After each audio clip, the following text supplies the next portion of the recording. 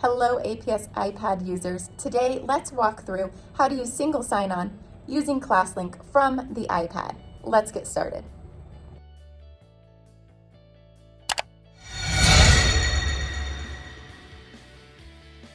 Once students are in the APS App Catalog, they will need to go through and install the apps that you plan to use from ClassLink.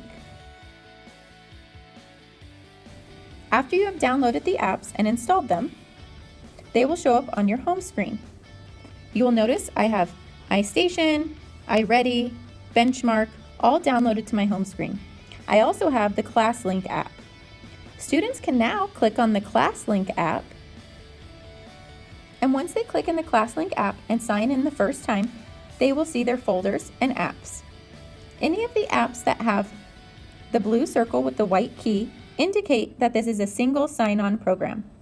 This means that from the ClassLink folder, students can click on those programs and it will log them in with single sign-on. If there is not a blue circle with a white key, then single sign-on has not been assigned to those programs.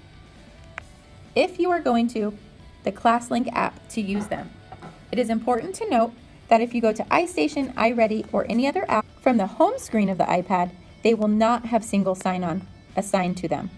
So if I click on iStation, I will get this screen and need to sign on separately. If I access iStation and iReady from the ClassLink app, then I will be able to sign on with single sign-on method, and my password and login will be remembered from time to time. If the apps are not downloaded to the home screen, then you will not be able to use them from ClassLink. So it is important to first download from the APS App Catalog and then access from ClassLink.